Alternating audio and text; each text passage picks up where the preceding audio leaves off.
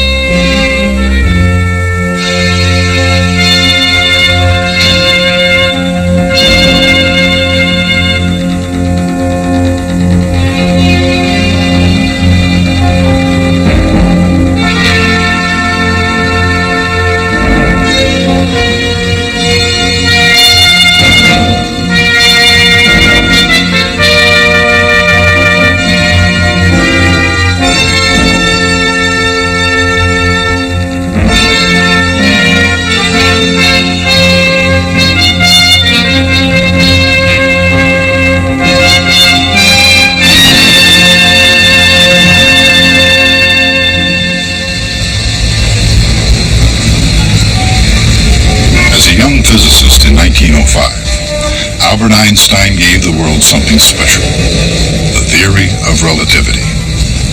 A half-century later, in 1955, the year of Einstein's death, the United States is rapidly turning its attention away from a war and the devastating effects of the atomic bomb, and toward a future bright with the promise of a peaceful atom. Two for the creature. How is it? Is it scary? My grandmother fainted.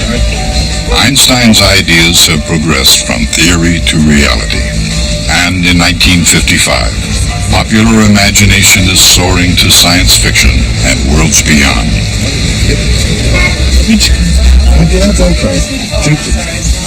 And as the creature from the Black Lagoon lurks in the celluloid depths, a young physicist-to-be makes his way to the local theater where destiny awaits. He is about to encounter Einstein's great ideas for the first time.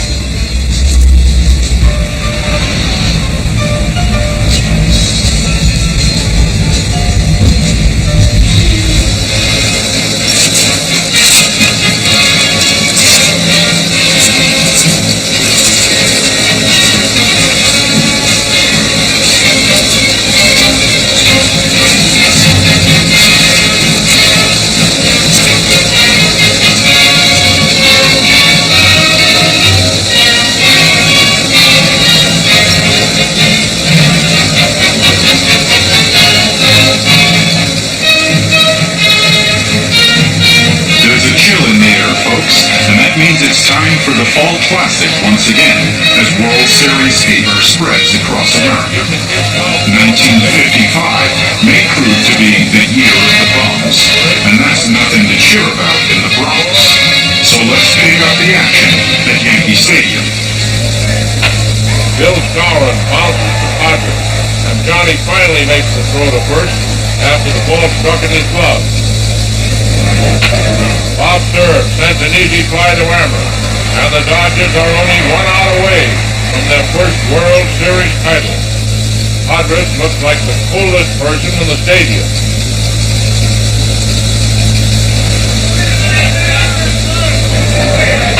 Elston Howard sends a grounder to Pee Wee Reese, and these Dodgers at last are world champions. Delirious with joy, teammates and fans mob the Brooklyn pitcher in wild acclaim. In the Dodger clubhouse is the pandemonium only a great victory can generate. And setting the zany pace are Gil Hodges, Duke Snyder, and Don Newcomb. This is Brooklyn's greatest baseball day. Newspapers shrink the tidings. Brooklyn Bridge goes topsy-turvy at this monumental event. Meanwhile, on the other side of the tracks, amateur athletes are already working toward victory in next year's Olympic Games in Melbourne. Australia's down under, but these Olympic hopefuls are already up for the Games. But the Melbourne Olympic Trials weren't the only games being played in 1955. just down the street from the Lido, at the legendary Chalky's Billiard Academy. There are things going on in the shadows that even the creature from the Black Lagoon shouldn't know about.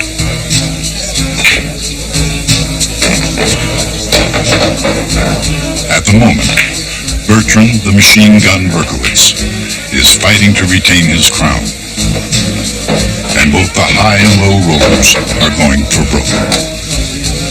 Not surprisingly, the champ resorts to every trick at his skilled and highly polished fingertips.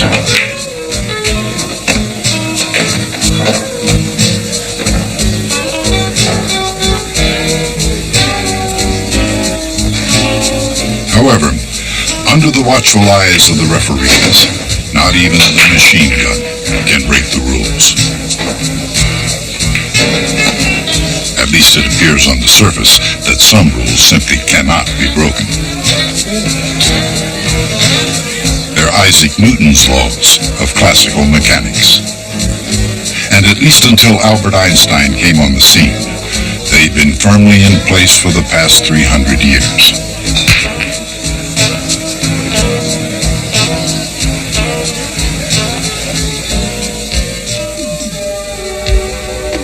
According to Newton's first law, a ball won't come to rest unless something stops it.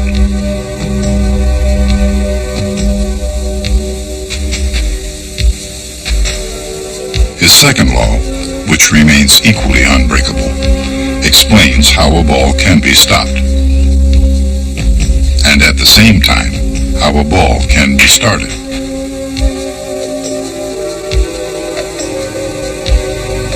The momentum of a billiard ball, or anything else, is equal to mass times velocity.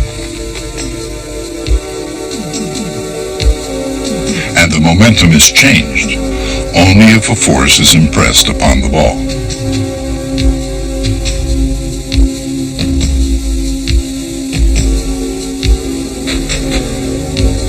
But when two balls collide, the force on one ball is equal and opposite to the force on the other.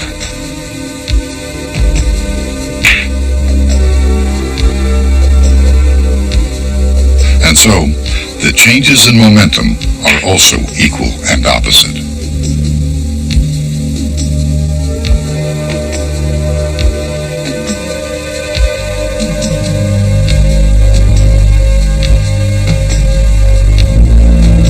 That's why the total momentum of both balls remains constant.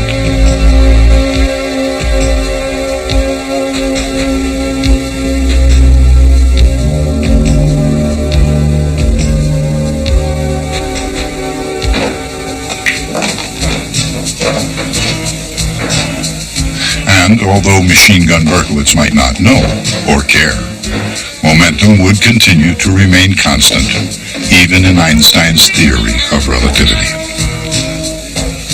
Bill Haley and the Comets have climbed to the top of the charts with their new hit single, Rock Around the Clock. And in the world of film, there's sad news. Millions of adoring fans refuse to accept the fact that James Dean is gone. But on September 30th, the rising star of 1955 fell in flames. And as moviegoers mourn the loss of the rebel without a cause, the world over has reason to bid farewell to everyone's favorite professor. With Albert Einstein's death, said his friend and colleague I. Rabi, a great light has gone out in the world of physics. Many knew him for the warmth of his friendly personality, his kindness, and his rich sense of humor. Though Einstein's gone, the power of his ideas, which changed the very meaning of time and space, will surely play a role far into the future. And the game of space billiards, played in the far future, can illustrate one of its more powerful consequences. Albert, like his old friend Henry, gets around at nearly the speed of light. And like the boys shooting pool on Earth, Albert and Henry play their games strictly by the rules. example, especially in outer space, it's easy to see that nothing is really ever at rest.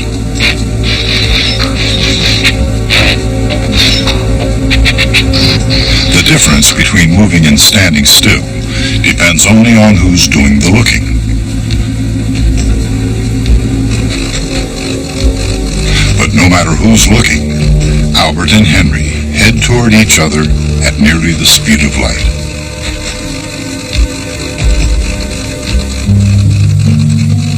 And at the critical instant, Albert tosses his ball upward to coast off into space.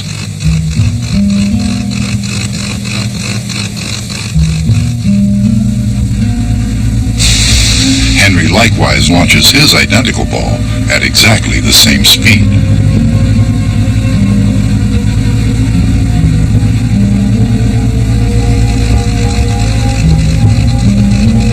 If they both play the game just right, the balls collide in space, and each returns to its owner.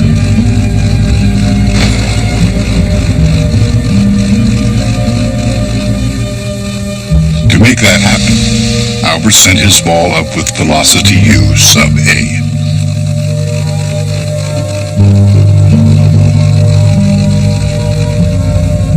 And at the same instant, Henry sent his down with the velocity u sub h.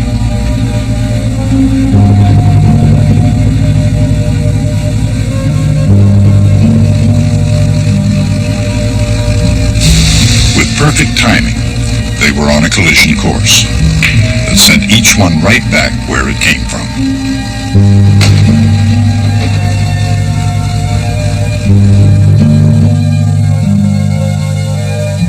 Each one had changed its velocity by an equal amount in the opposite direction.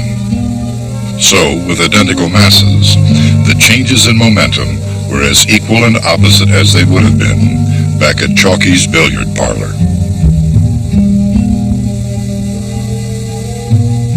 At least that's how it looked from one point of view. But all serious critics of the game know that it takes a space-time diagram to see things in proper perspective.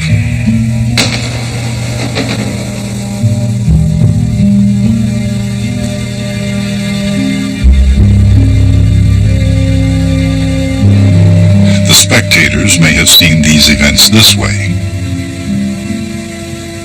But from Albert's point of view, it's a whole new ballgame. With Henry firing first.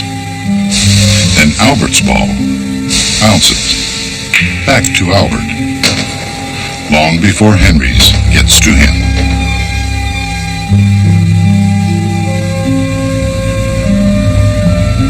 In other words, from Albert's point of view, Speedy Henry first got the game going, while Albert waited at rest for the crucial instant to launch his billiard ball into space.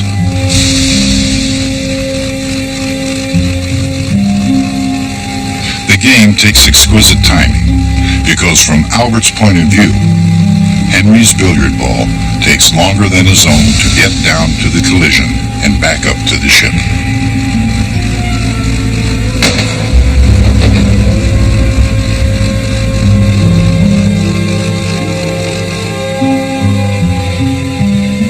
If the same thing could happen to two balls colliding on a pool table, it would seem as if the blue ball were more massive, because it doesn't get deflected as much as the tan ball. Can that be true, quantitatively? In Albert's frame, Henry's ball was launched at velocity u prime sub h, while his own drifted straight upward at u prime sub a.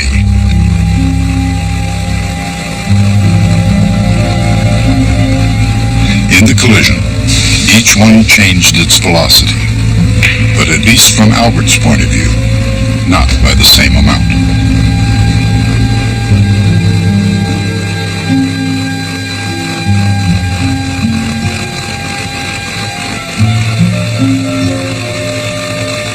So, in order to have the same change in momentum, Henry's speedy ball acts as if it has a larger mass.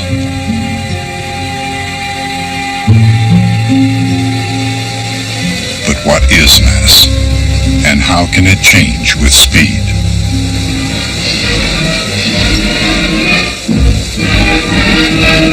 Record numbers throng into the Coliseum for the 42nd National Automobile Show. It's being held in New York for the first time in 16 years. And as if to make up for lost years, the show is staged on a lavish scale. Power aplenty is represented here. Mighty new engines and power accessories galore on the 124 makes and models displayed. The cars are longer and lower than ever this year, too, thanks in part to the smaller 14-inch wheels. Most of the 51 million passenger cars in use today seem drab and boxy, stacked up against these newest Dreamboats. High in the Dreamboat class, this one has everything for the busy executive. Makes work worthwhile. There's a trend of the sporty and more colorful. Detroit's designing geniuses keep pace with the nation. The American automobile may be massive, but even a weightless spacecraft has a certain mass. According to Newton's law, mass is what relates force to acceleration.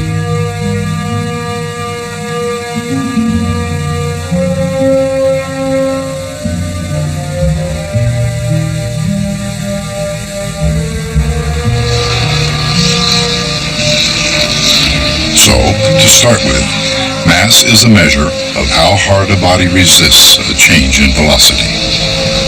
For example, a car puts up more resistance than a billiard ball.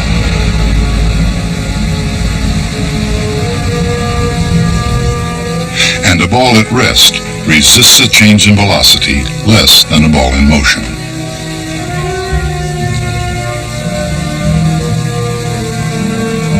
Particularly when it's traveling at nearly the speed of light.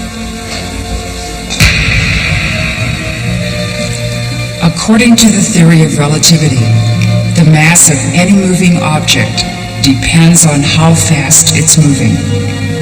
The mass, m, is equal to rest mass, m sub 0, times the factor, gamma.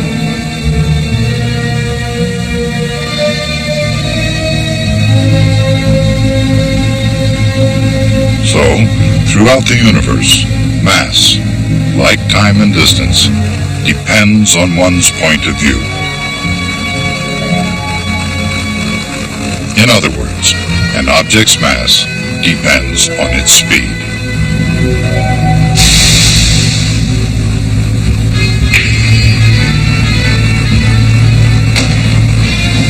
There's a new television show for the little ones on the Columbia Broadcasting System this fall. It's called Captain Kangaroo. And this week, kids of all ages are speeding en masse to Walt Disney's newest attraction in Southern California.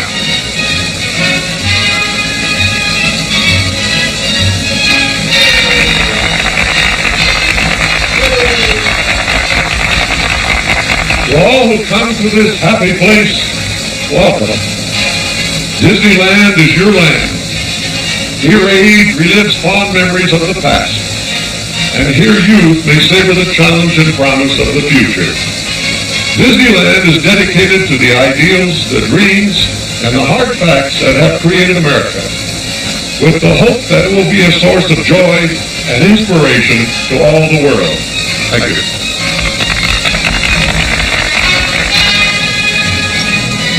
Disney had to mortgage his home and life insurance, but it looks like the gamble will pay off in the future. Already at hand on the scientific front, the future is now. In Berkeley, California, Ernest O. Lawrence is already turning Einstein's theories into reality. And the Bevatron, when finally completed, should be able to propel modern physics well into the 1960s. Inside the machine, powerful electromagnetic fields will accelerate tiny particles faster and faster, and finally, they'll smash into other atoms. From the flying pieces, But wait. scientists hope to Since such machines push the particles faster and faster, will they ever reach the speed of light? No, and here's why. Inside any accelerator, electromagnetic fields exert force on a tiny ion.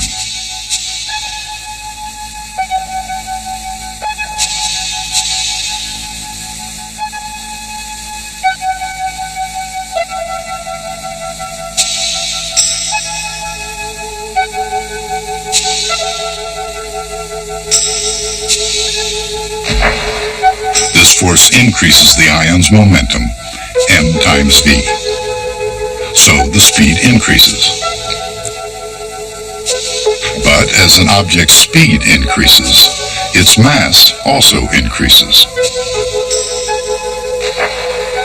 As it becomes more massive, it becomes harder and harder to make it go faster.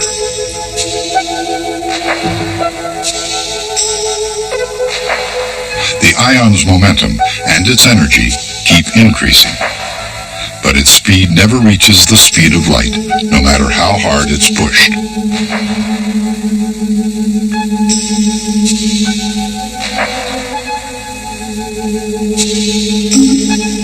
Pushing a body increases its momentum, not only by increasing its velocity, but also by increasing its mass.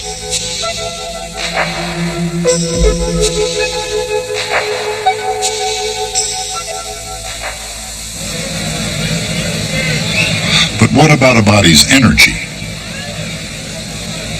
Anytime a force does work on a body, or a body does work on an object, kinetic energy is increased.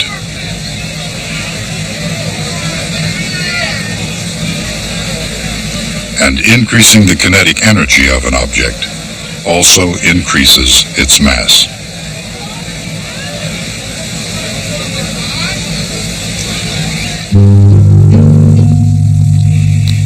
The work done on the body is equal to the force integrated over the distance through which it moves. That work turns into the body's kinetic energy.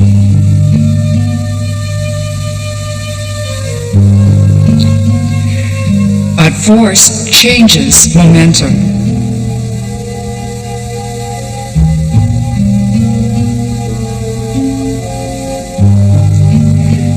And momentum depends on mass, which also changes with speed.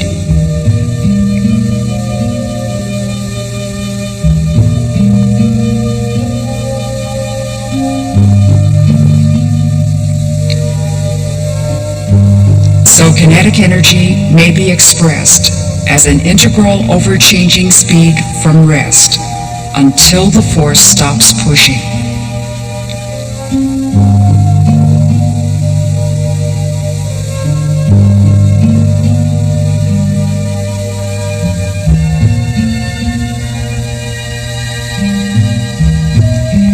The result looks more complicated than it really is.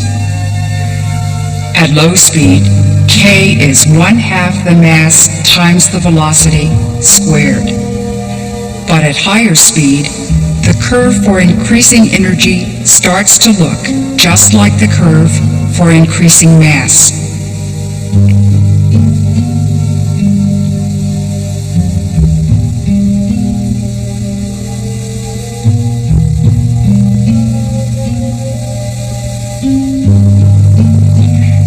The equation shows why. At any speed, the kinetic energy is equal to the change in mass times c squared. And since m sub 0 is the mass of the body at rest, the quantity m sub 0 c squared is called the rest mass energy.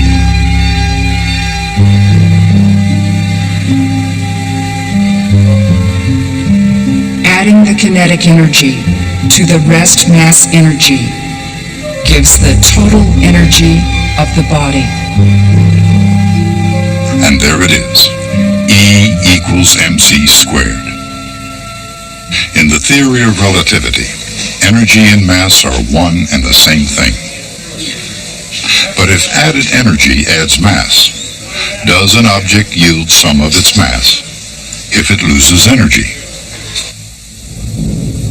Einstein said it does. And it does, for example, inside the sun. Nuclear reactions reduce the sun's mass by billions of kilograms every minute as it radiates energy into space.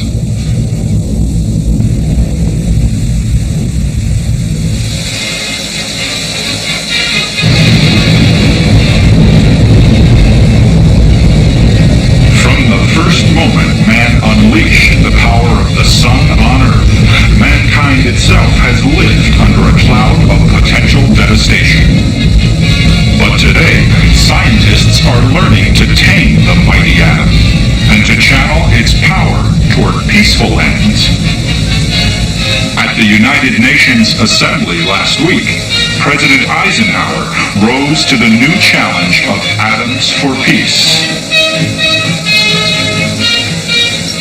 Against the dark background of the atomic bomb, the United States does not wish merely to present strength, but also the desire and the hope for peace.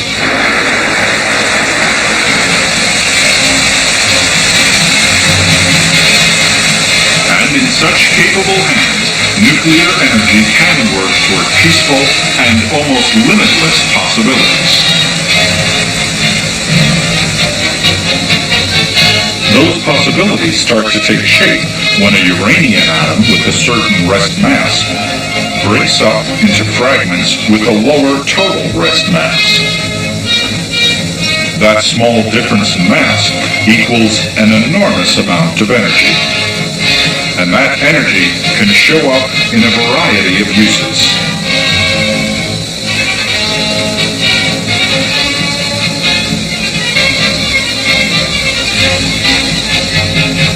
Last month, Arco, Idaho became the first city in the world to be lit by atomic power.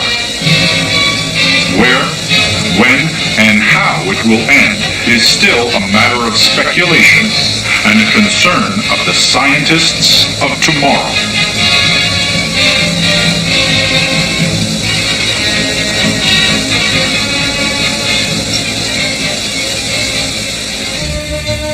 But no matter where it ends, it all began with Albert Einstein.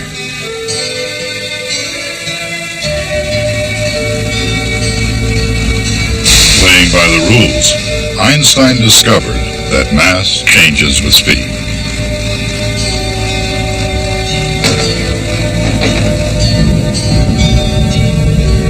And that mass itself must therefore be one and the same with energy.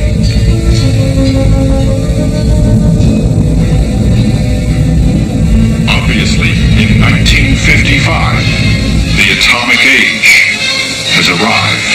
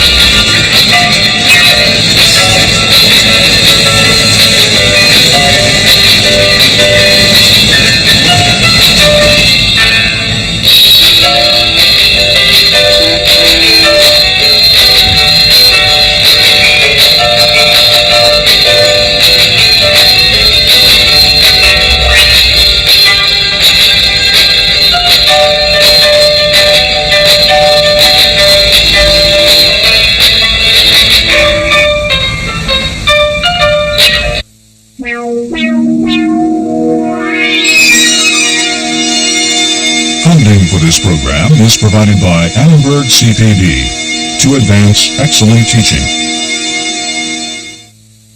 For information about this and other Annenberg CPB programs, call 1-800-LEARNER and visit us at www.annenberg.org.